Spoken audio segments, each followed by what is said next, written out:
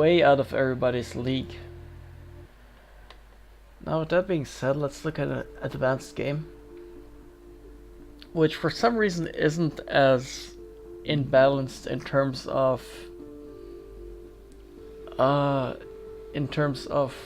player skill discrepancy as is the lower rankings.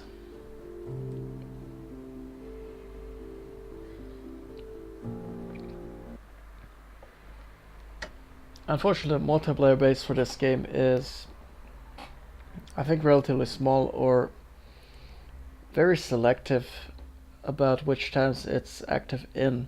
But when you can have a 4-player game, it is glorious. Okay, now we got players waiting for the starting date to lower. Ideally, what should be at or near 0. A nomadic HQ has been founded. And we have 2 scientific HQs, a nomadic HQ, and SEATH is still waiting. He's waiting for the bonus, if there is any.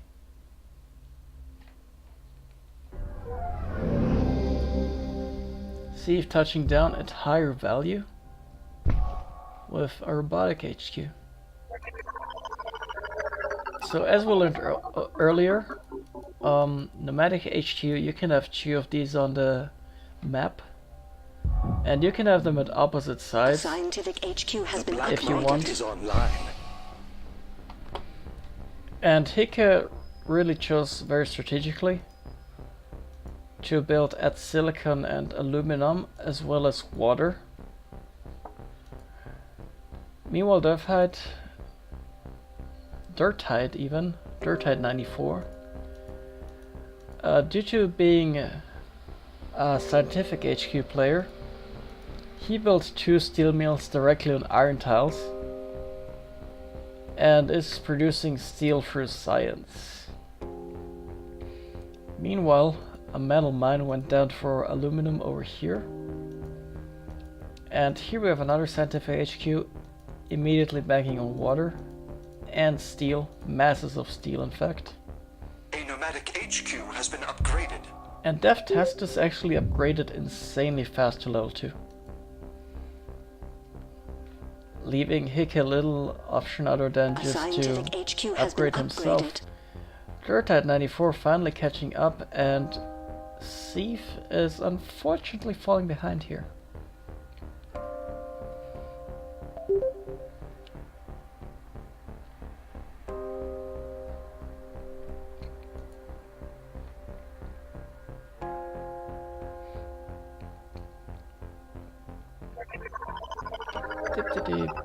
By the way, if you can notice some of these buildings, you can determine the supply and demand. So as the colony builds more, say, glass kilns or electronics facilities or machine shops, they require certain resources and produce certain resources. So these are part of what constitutes the market.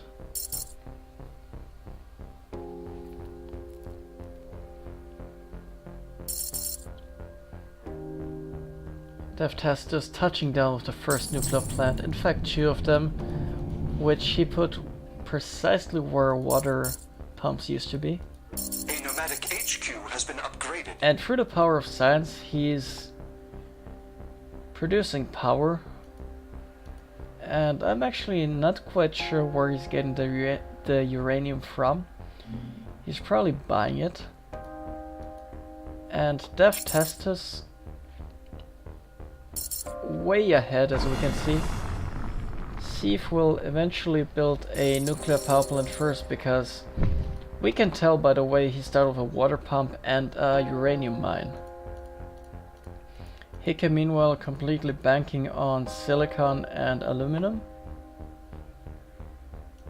being blocked by Dertyde94 even.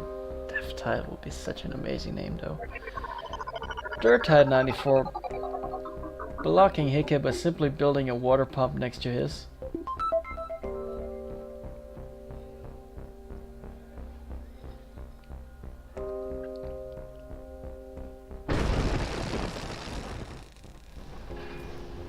And Hikke got targeted by an underground A nuke. scientific HQ has been A new upgraded. claim is available And for a circuit option. overload. The combined powers of Dertyde94 and DeathTacitus, costing him not only his silicon production, but also his power production, as the nuclear plants are currently useless, and the first auction goes up with an extra claim.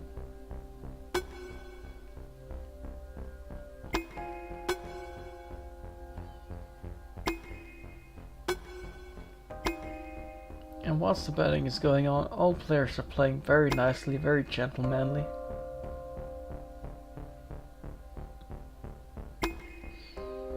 Hikke, unfortunately the person everybody's most afraid of.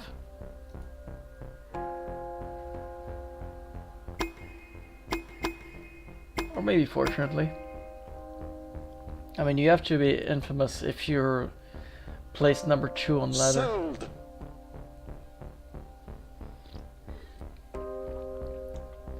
Or was even number 1 by now? I don't remember. I think it's currently at number 2.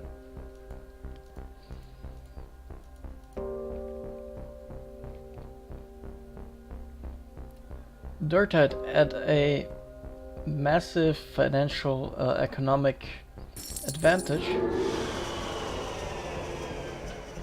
He just keeps chilling on his steel production. Scientific HQ has been upgraded. Upgrades his scientific HQ, slightly behind DeathTacitus.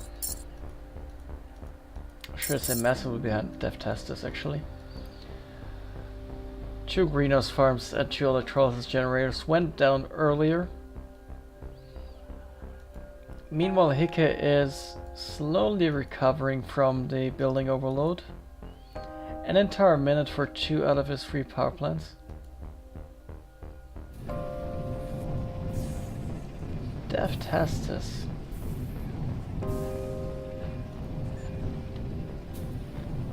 Wait, 2 core samples? I guess he was... I'm not even sure.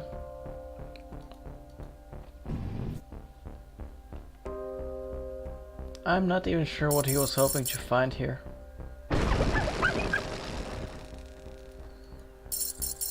Okay, there's 2 electrolysis generators and 2 greenhouse farms going off into disability.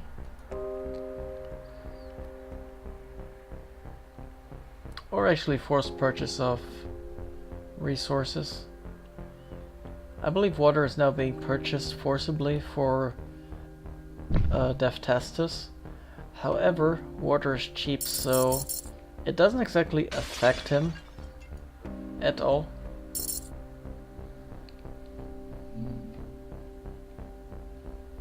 Not the smoothest moves out of Hikke here. And Hikke replaces his silicon production with 2 nuclear plants. It's currently a food surplus, food prices going up, and whoa! Dertyde takes immediate advantage here. A scientific HQ Completely has been blocking off upgraded. Hikke from the water.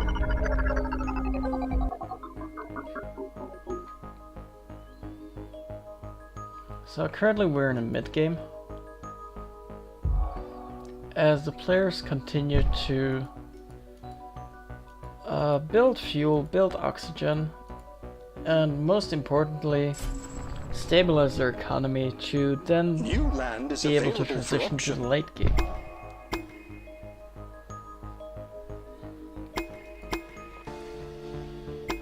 One entertainment tile up for auction. You need a level 3 HQ to build it, so the only one who can't do it right now is SEATH. And a nuclear plant goes down. Hikke, that sneaky bastard. Meanwhile, DeathTacitus continues mining aluminum by mule.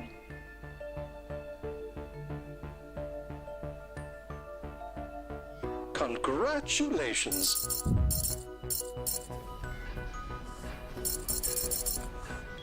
And it would appear that Hikke won a pleasure dome tile. A nomadic HQ has been upgraded. Oh wait, he not only won the tile, but he used his free claim return to be able to expand elsewhere. What a clever move.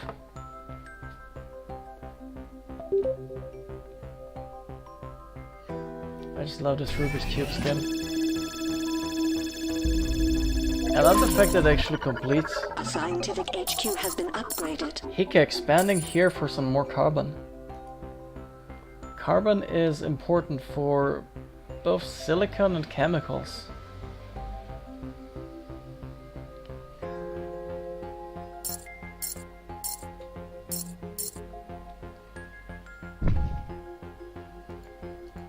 Dertyde getting into Hikke's face with glass kilns, but DeathTacitus sees an advantage here and just shuts down both of them. And he's protecting a water pump here. A goon squad goes off as an EMP goes off. Actually, wait. Wait, no, that's not what happened. What happened was... DeathTacitus was targeted by an EMP by Dertyde94. Hikke, however, decided to nuke this metal mine. Dertyde94 would have none of it. And with his underground nuke, he decided to nuke over here, I believe. And that one nuke got caught by DeathTacitus' own goon squad. So the underground nukes keep shifting around, and eventually DeathTacitus obtained a free underground nuke to use on whomever he wants.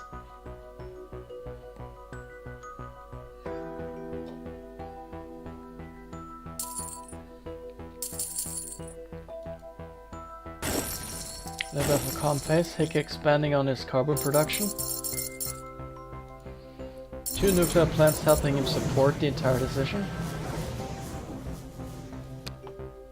And DeathTacitus clearly leading the patent game, as he can mine in adjacent tiles. He can get resources for scrapping his own buildings, and now he has a backup for his power production. Just in case somebody thinks about shutting down his power production. Which is somewhere, I guess. DeathTacitus sneakily building an optimization center over here. And he decided to use his underground nuke on Hikke, who is basically at a disadvantage in the water department. His water resource is all but blown away. And Hikke keeps continuing underground nuking Dertyde94. There's a lot of underground nukes going on in this game.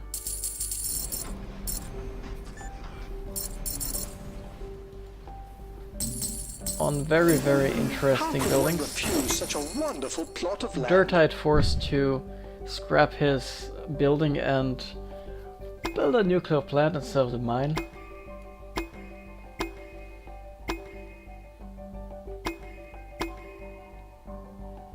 Here there's a bidding battle going on between Dertyde94 and Hikke, because they both want the iron here.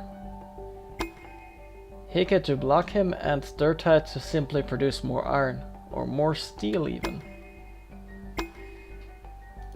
And the auction is won by Sold. Hikke, who immediately takes to the offense and builds an iron mine over here.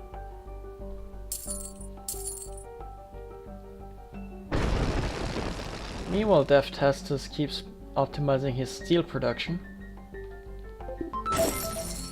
As the steel market remains high, not quite as high as the electronics market, but most definitely higher than the glass market.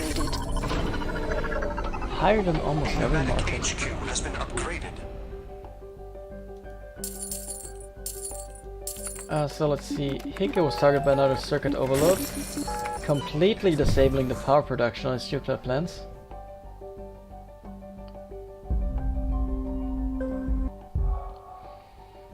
And SEATH is under threat. SEATH is under threat, but DeathTacitus decides to protect himself slightly as he proceeds to buy Hikke out. The most dangerous player in the game, actually, to DeathTacitus. And Hikke goes into the defensive as much as he can, but unfortunately he's having a very difficult time thwarting DeathTacitus' advances. And eventually Hikke becomes a subsidiary of DeathTacitus.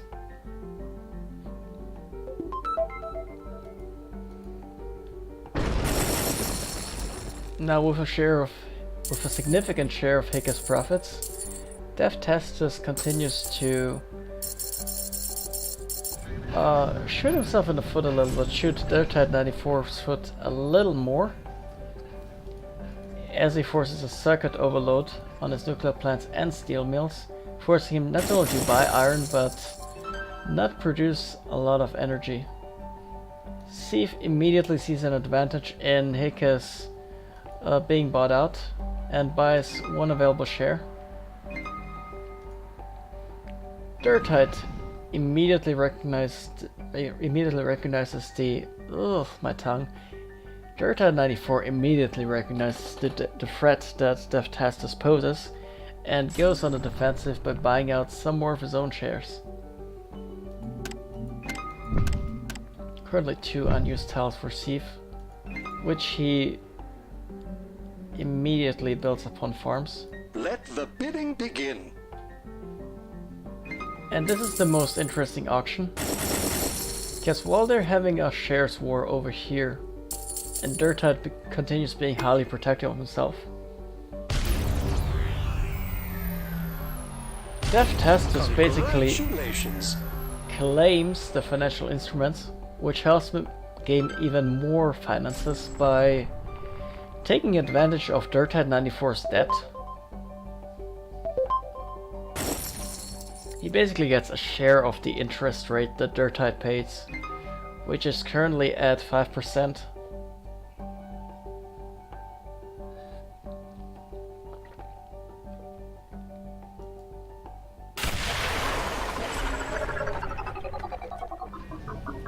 And Dertyde94's optimization center goes down. SEATH, the sneaky weasel, does his thing.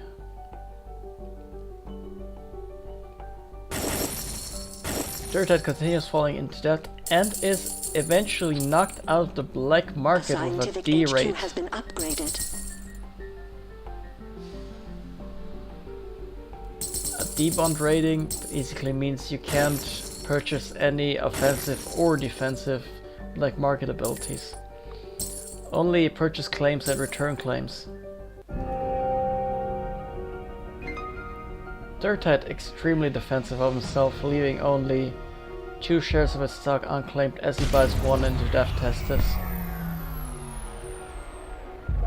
And DeathTacitus shoots himself in the foot slightly, but Dertyde94 even more as he produces his entire as he kills his entire food production. Or not actually kills his entire food production so much as disables his entire safety by simply forcing him to buy water. It's really hard to get used to the terminologies in this game, because it is different from all the others, but also a very good and interesting game. Now, one virus here being spread among both the buildings of DeathTacitus and Dertyde94, the perpetrator being SEATH. They are simply... no, plain. Let me actually see. Right, they just buy input resources. And SEATH immediately gets bought out by DeathTacitus, leaving only him versus Dertyde94. And at this point the battle is something between close and one-sided. It's definitely a lot closer than lower brackets of the ladder. New building is available for auction. There's a war for the hacker race, something that might no doubt interest DeathTacitus. Or not, as he lets Dertyde94 have it. But with all the debt Dertyde94 has, he's completely vulnerable to each and every single black market advance DeathTacitus can inflict upon him in about 1 second. The black market is online. Or whatever his black market timing is. Unfortunately, we can see only thieves.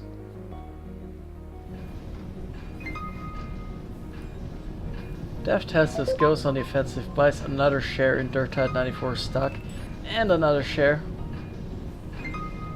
and another share. And at this state, Dertyde94 is going into the offensive, but basically knocked out, as good as. And so DeathTacitus buys out Dertyde94 and wins the game in a complete and utter show of domination. Simply by banking on some chemical refineries, but mostly electronics and food. And a lot of steel to get way ahead into upgrading his own HQ. So yeah, ladies and gentlemen, that's it. That's a little glimpse into Offworld Trading Company. Now, as a game, this game is very unique. It's a bit similar to StarCraft 2, but it is a lot more economy focused. There are some debt mechanics going on, there are some black market mechanics going on. You can be an aggressive or peaceful player, but it's all about resource management and playing the market rather than controlling units. So I hope that you guys enjoyed watching this game, and I invite you to hit up Steam. It's currently on sale for summer sales until July 5th, and I'm looking forward to maybe running into some of you guys in this game. I'm personally going to try getting into multiplayer, see how much I can hold out. See how much time I can make for it. But yeah, ladies and gentlemen, this has been Offworld Trading Company, and tomorrow we're going to delve into some Northgard, a classic Viking game